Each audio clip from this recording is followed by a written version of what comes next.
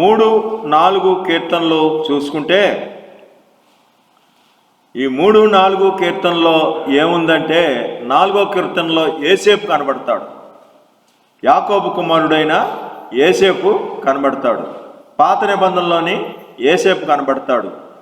మరి 3వ కీర్తనలో మనకు సంసోను కనబడతాడు.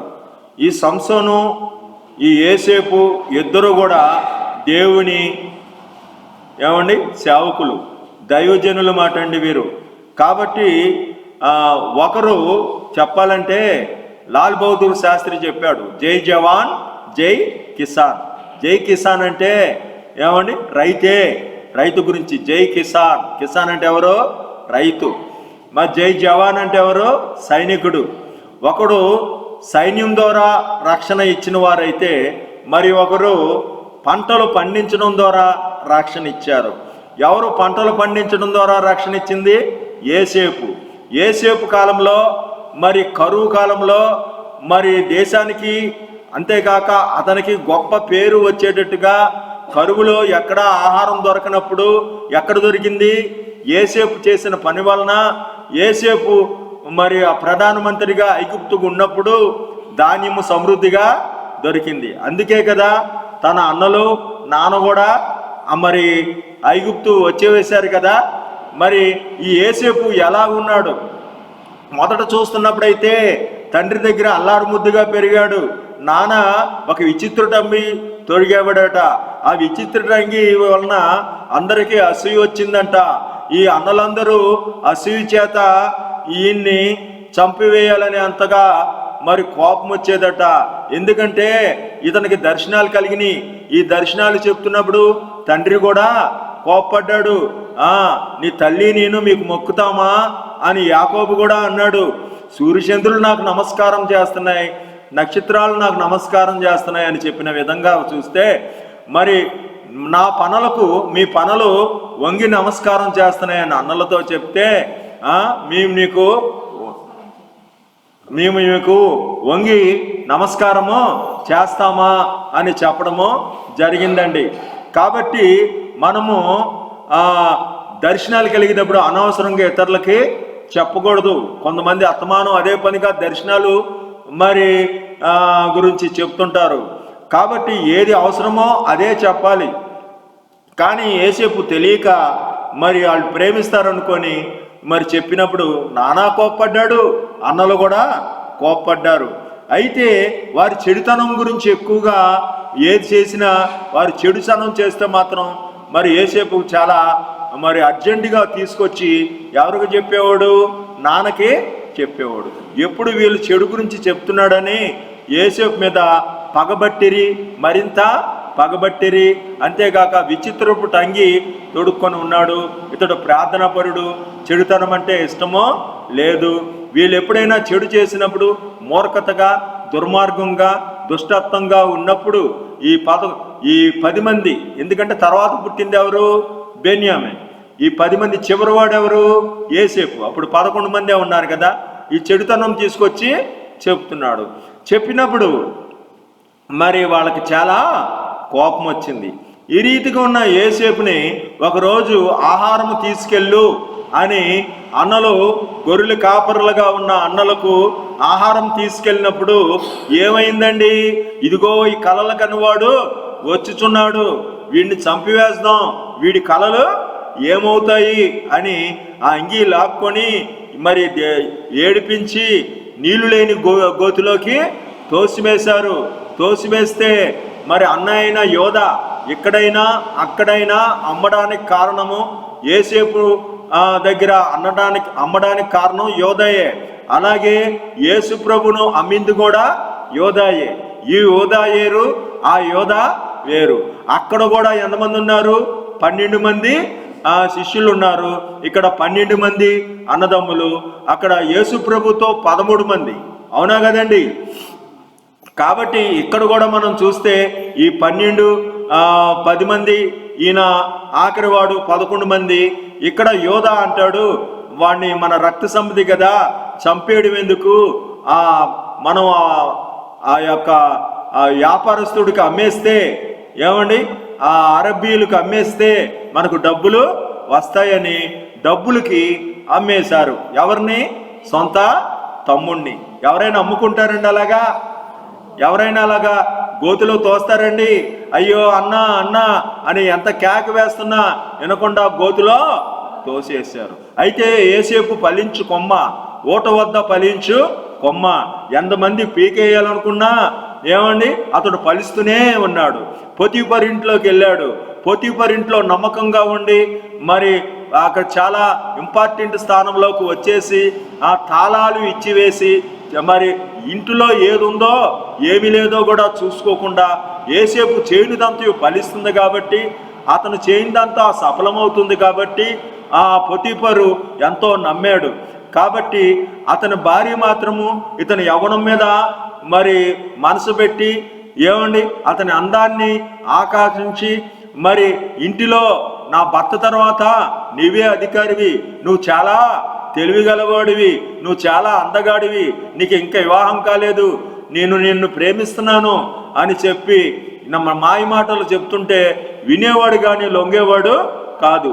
ఒకరోజు ఎవరూ లేనప్పుడు బట్టలు పట్టుకొని లాగేసి అతన్ని బలత్కరించే అంతగా ఉన్నప్పుడు మరి ఆ దిగంబరైనప్పటికీ మరి అతడు పారిపోవడం జరిగింది.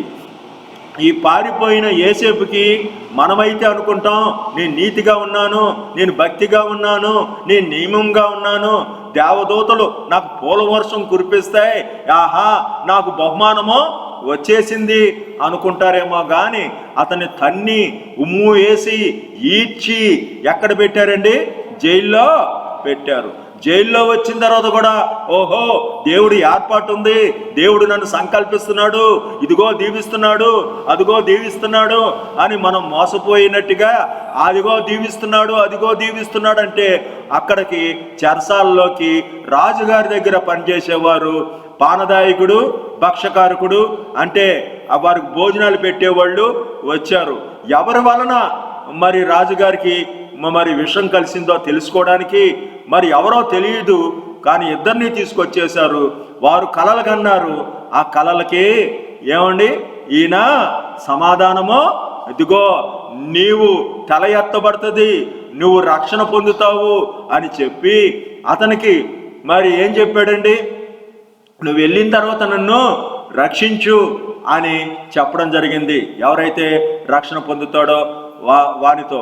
అయితే అతను వెళ్ళి మర్చిపోయాడండి. నన్ను చెరసాల్లో ఒక మంచోడు ఉన్నాడు, అతనికి అన్యాయం జరిగింది, పొతీఫర్ భార్య అన్యాయం చేసింది, ఇవన్నీ చెప్పలేదా? చెప్పాడు. నాకు అన్యాయంగా జైల్లో వేశారు, నా గురించి రాజుగారికి చెప్పంటే చెప్పలేదు. మరి క్షేమం కలిగిన తర్వాత మైమర్చిపోయారు. మనం అనుకున్నట్టు జరగవండి. మనం నీతిగా ఉన్నప్పుడు అన్నలు దేశించవచ్చు, అసూయపరులు దేశించవచ్చు, గోతిలో వేయొచ్చు, నాన్న దూరం కావచ్చు, బావురుమని ఏడవాలి. నాన్న దూరమై అమ్మ దూరమై ఏమండి ఎవరు దూరమయ్యారు? అన్నలు. మరి నమ్ముకున్న అన్నలు మరి గోతులో వేస్తే ఎంత ఏడవాలో.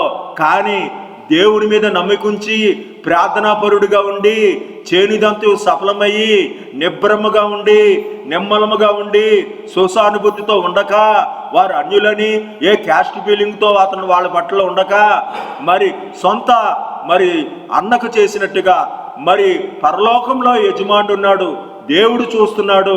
ఇంత ఘోర కార్యము చేసి నా యజమానికి నేను ఎలాగూ దేవునికి ఎలాగూ సమాధానమో. దేవుడికి భయపడిపోవాడు అందరికీ భయపడతాడండి. దేవునికి భయపడినాడు కులపిచ్చ కూడా ఉంటుంది, మతపిచ్చ కూడా ఉంటుంది. కానీ ఇతనికి కులపిచ్చ లేదు, మతపిచ్చ లేదు. దేవుడికి భయపడేవాడు మరి కులపిచ్చ మతపిచ్చ ఉండదు. కానీ దేవునికి భయపడి నిజానికి ఏముంది అన్నీ ఇచ్చేసిన వారికి కొద్దిగా కొంతమంది మనుషులకు మెత్తబడతారు. ఈ యజమాని భార్యలు ఈవిని ఎలా తునీకరించాలి, తునీకరిస్తే ఇవిడు బాధపడుతుంది కదా, యజమాని కదా అనుకొని కక్కుర్తి పడలేదు. ఏమండి ఆవిడతో రాజీ పడలేరు. కానీ ఏమండి నా దేవునికి నేను భయపడుతున్నా, ఇంత ఘోర కార్యము నేను దేవుడికి వ్యతిరేకంగా చేసిన వాడిని అవుతాను, పొతీఫరుకి వ్యతిరేకంగా చేసిన వాడిని అవుతానని పారిపోయాడు. కానీ మేలేం కలగల, అవమానాలు దెబ్బలు కలిగినాయి. సహనంతో కనిపెడుతున్నాడు.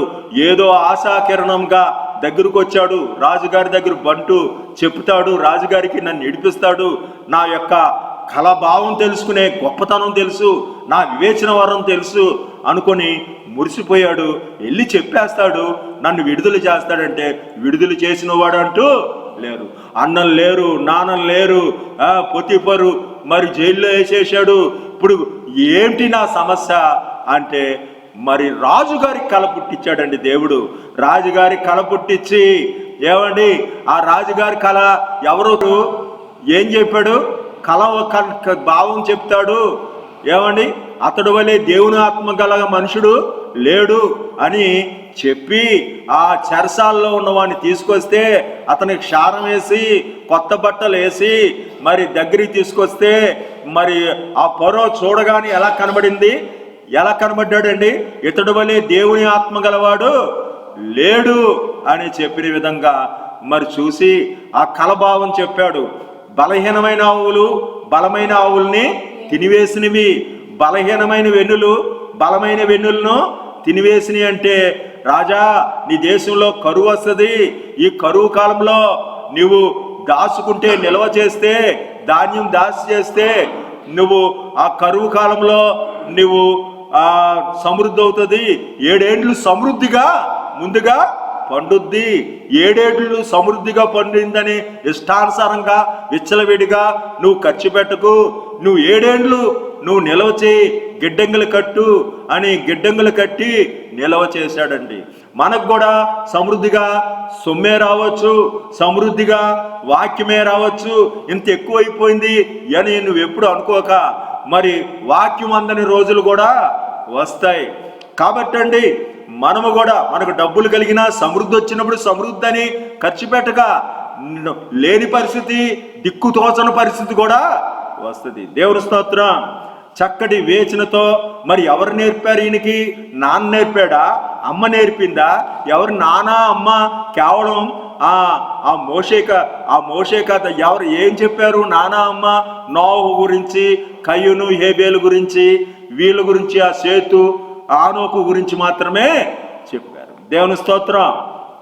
కాబట్టి తన యందు భయభక్తులు గల వారి కోరిక ఆయన తీరుస్తాడని, ఆయన ఎంతైనా నమ్మదగిన వాడని, ఆయన హృదయపూర్వకంగా మేలు చేస్తాడని, కీడు చేయడని, ఆయన చేయునదంతయు మేలు కోసమే అని, మేలు కోసం సమస్తము సమకూడి జరిగిస్తాడని, ఆయనకి ఇష్టం వచ్చినట్టు చేయుచున్నాడు, ఆయన చేనుదంతయు నమ్మకమైనదని యేసేపు సహనంతో కనిపెట్టాడు. ఏ దేవుడు నాకు ఎప్పుడూ తోడుగా ఉంటాడని మనం చూస్తే చెరసాల్లో తోడుగా ఉన్నాడట, పొతిఫర్ ఇంట్లో తోడుగా ఉన్నాడంట, అన్ని చోట్ల తోడుగా ఉన్నాడంట. దేవుడు తోడుగా ఉన్నాడు కానీ అన్నలో పగబట్టిరి, మరింత పగబట్టిరి. దేవుడు తోడుగా ఉన్నాడని ఎలాగ రాశాడో పగబట్టిరి, మరింత పగబట్టిరి. దేవుని స్తోత్రం. ఏమండి ఈ రకంగా యోసేపు గురించి మనం చూస్తే మనం 3వ అధ్యాయంలో సంసోను కనబడతాడు. మనోహ దంపతులకు పుట్టిన లేక వృద్ధాప్యంలో పుట్టిన మరి కుమారుడు ఈ సంసోను. ఈ సంసోనుకు నాజీరు చేయబడి అతని తల మీద మంగళకత్తి పడకూడదు. మరి మంగళకత్తి పడకుండా ఉన్నప్పుడు అతడు బలవంతుడవుతాడని చెప్తే అతడు యవనస్తుడైన తర్వాత అన్యురాలను మోహించి మరి ఏం చేశాడండి? ఏమండి పెండ్లి చేసుకుంటానని చెప్తే వారించారు. దేవుని బిడ్డలు అన్యులతో వివాహము చేసుకోకూడదు, ప్రత్యేకంగా ఉండాలి. మరి అన్యులతో వివాహం చేసుకున్నప్పుడు మరి చెప్పినా మరి వినకుండా, తల్లి చెప్పినా తండ్రి చెప్పినా వినకుండా ఆమె నాకు కావాలని వివాహం చేసుకున్నప్పుడు మరి ఆవిడ ఏమైనా ప్రేమించిందా అంటే వారి ఆచారం ప్రకారము పెండ్లి కుమారుడు అక్కడికి వెళ్ళి కొద్ది దినాలు గడపాలన్నప్పుడు అక్కడ ఆ దేశపు యువకులు కూడా వచ్చి ఆ పండుగకు విందుకొచ్చారు. వారితో మరి మాట మంచి ఆడి మరి అక్కడున్న సాంప్రదాయ ప్రకారం వారు ఏలాకొలాల్లాగా పొడుపు కథ వేశాడు. తాను చంపిన సింహం, సింహాన్ని కూడా చంపే అంత సింహబలుడు. ఎవరండి? సంసోను ఎవరు? సింహబలుడు. పూర్తి కథ చెప్పుకుంటానికి మన సమయం చాలదు. ఈ సింహబలుడు చంపిన దానిలోండి తేనె వచ్చిందంట. ఆయన అంటాడు, బలమైన దానిలోండి తీపి వచ్చినది, తిని దానిలోండి తిండి వచ్చింది. ఈ పొడుపు కథ ఏదో ఇప్పితే మీకు బహుమానం ఇస్తాను, దుస్తులు ఇస్తాను అని చెప్తే మరి వారికి సమయం పెట్టాడు. సమయం దాటిపోతుందని మమ్మల్ని అవమానపరచడానికి పిలిచారా అని పెండ్లి కుమార్తెతోనూ మరి ఆ పెండ్లి కుమార్తె తండ్రితోనూ ఇంకెవరితో చెప్పారు? పెండ్లి కుమార్తెను కూడా నువ్వేంటో తెలుసుకొని మాకు చెప్పంటే వారు ఎంతైనా తమ దేశస్తులను ప్రేమించింది కానీ ఏమండి భర్తను ప్రేమించలా. భర్తను ప్రేమించకుండా ఆ రహస్యం అంతా చెప్పేసింది. మరి ఎలాగ మారం చేసింది? ఈయన దగ్గర మాట్లాడితే మా దెలీలా విషయంలో కూడా అంతే. నీ రహస్యం ఎక్కడుందో, నీ ప్రాణ రహస్యమో. ఈయన్ని ప్రేమించిన వారు ఎవరు లేరు. దేవుణ్ణి వదిలేసి ఎవరినైనా ప్రేమిస్తే వారి ప్రేమ మనకు దక్కదండి. పిల్లల్ని ప్రేమిస్తామేమో దేవుడి కంటే ఎక్కువ. అబ్రహామా, నీ ఒక్కగాని బిడ్డను నాకు బలి అంటే మరి దేవుణ్ణి ప్రేమించి బలి ఇవ్వడానికి సిద్ధపడ్డాడు. ఆ రకంగా దేవుణ్ణి ప్రేమించాలండి. కానీ ఇక్కడ సంసోను దేవుడు తోడుగా ఉంటున్నప్పటికీ దేవుని ప్రేమించగా ఈ ఆడపిల్లను ప్రేమించితే ఈ ఆడపిల్ల మోసం చేసింది. ఏమండి మోసం చేసి ఆ కథ ఏంటో పొడుపు కథకు ఇప్పుడు కథగా చెప్పేసింది. చెప్తాడికల్లా వారు తెల్లారి ఇంకా 7 అవుతాడికల్లా చెప్పేశారు వాళ్ళు. సింహం కంటే బలమైనదేంటి, తేనె కంటే తీపి అయినదేంటి అని చెప్తాడికల్లా ఈయనకి మతిపోయింది. నా భార్యకి కదా చెప్పింది, నా భార్య నన్ను ప్రేమించలేదు మాట అని ఎంతో వేదన చెంది, నా దూడ నెప్పపోతే నువ్వు దున్నేవాడువే కాదు అని చెప్పి అక్కడి నుంచి వెళ్ళిపోయాడు.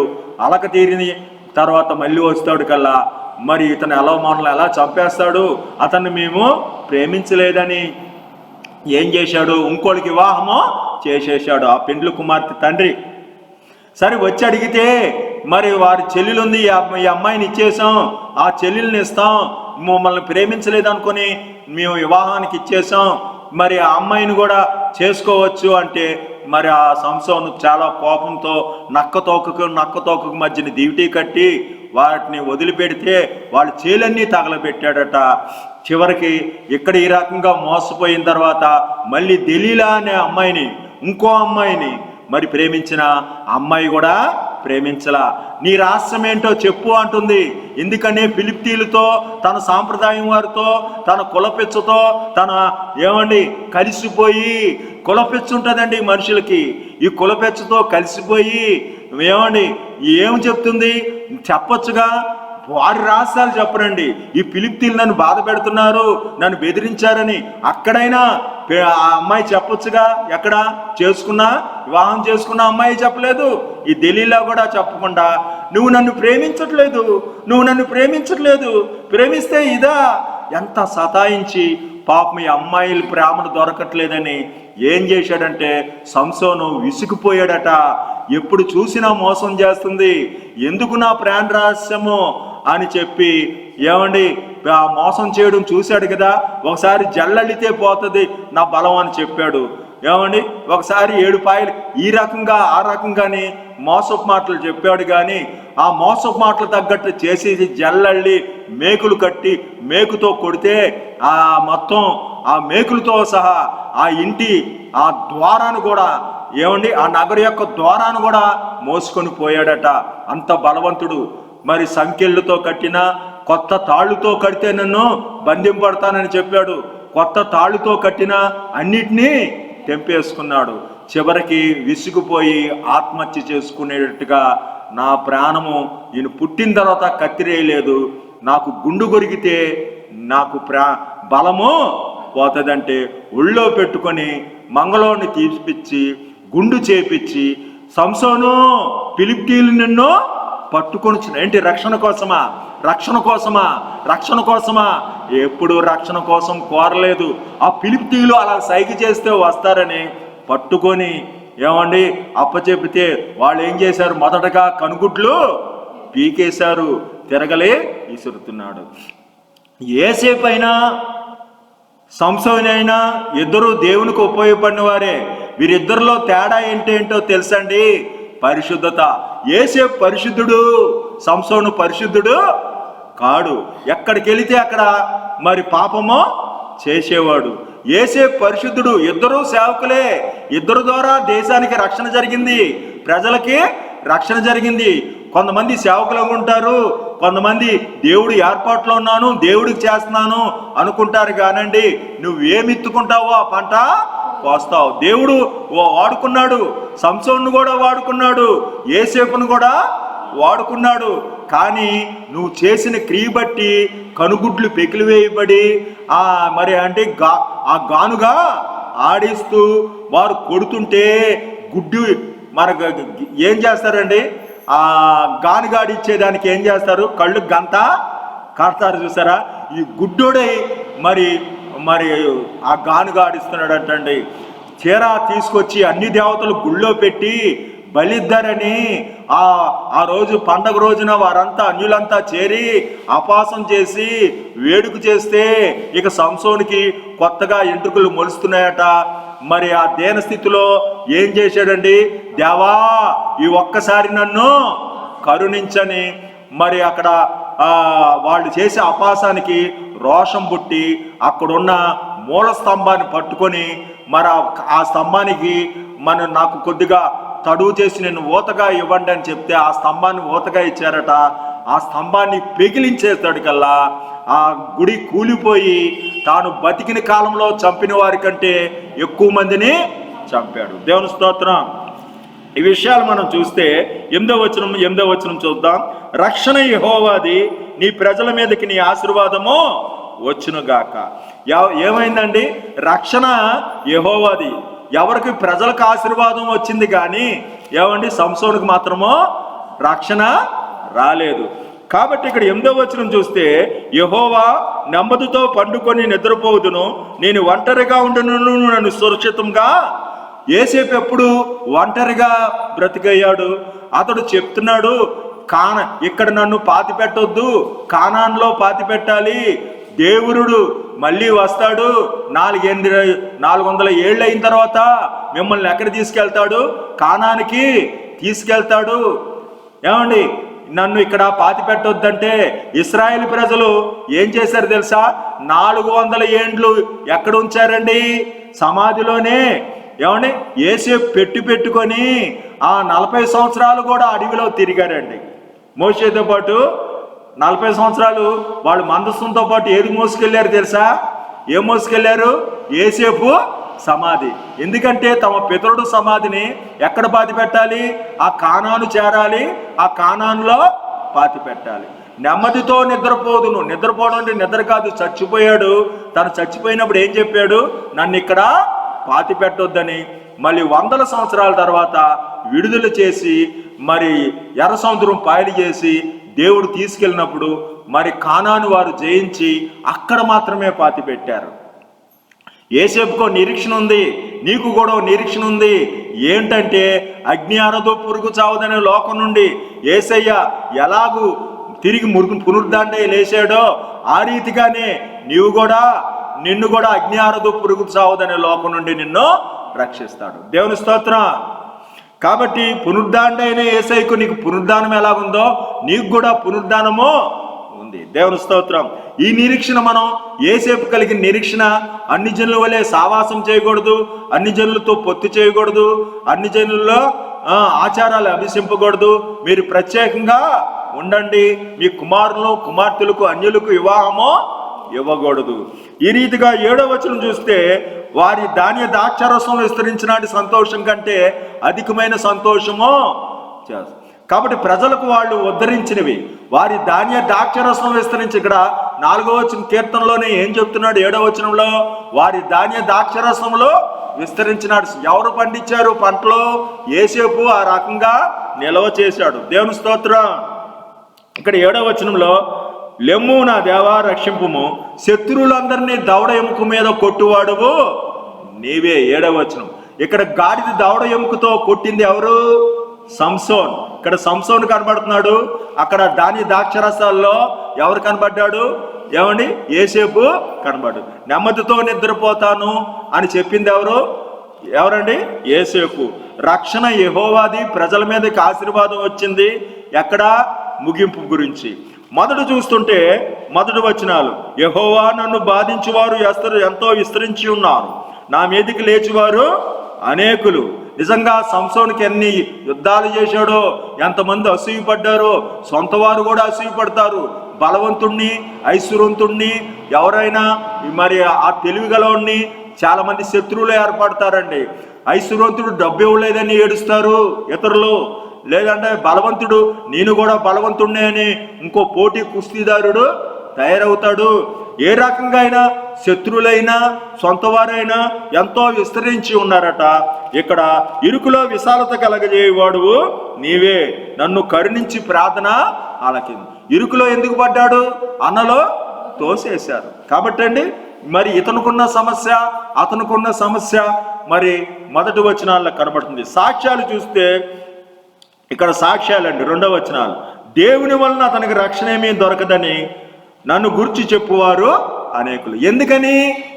సంసోనికి జాగ్రత్త పనుడు, బలం ఉందనే ధీమా తప్ప దేవుని వలన అతనికి రక్షణ దొరకదని ఎందుకు చెప్పారు? వద్దురా బాబు అంటే ఆ ఫిలిష్తీయుల వివాహాన్ని అమ్మాయిని కోరుకున్నాడు. వీడికి నియమం లేదు, భయం లేదు. దేవుడైతే బలం ఇచ్చాడు కానీ ఒక నియమము జాగ్రత్త వీడికి లేదు. ఎక్కడ వెళితే అక్కడికి వెళ్ళి అమ్మాయిల్ని ప్రేమిస్తాడని మరి వాళ్ళు ఏమన్నారు? దేవుని వలన ఇతనికి ఏమీ మేలు కలగదు, ప్రజలకైతే రక్షణ. ఇక్కడ మరి ప్రజలు ఇతని గురించి ఏం చెప్పారు? మరి యోసేపు గుణమేంటో 2వ వచనం. నరులారా, ఎంతకాలం నా గౌరవం అవమానంగా మారుస్తారు, ఎంతకాలము వ్యర్థమైన దాన్ని ఆరాధన చేస్తారు అని అంటున్నాడు. కాబట్టి అండి, ఇటువంటి మనసు గలవాడు కాబట్టి యోసేపు అన్నల గురించి సమాచారం ఎవరికి చెప్పాడు? ఏమండి? తండ్రికి చెప్పాడు.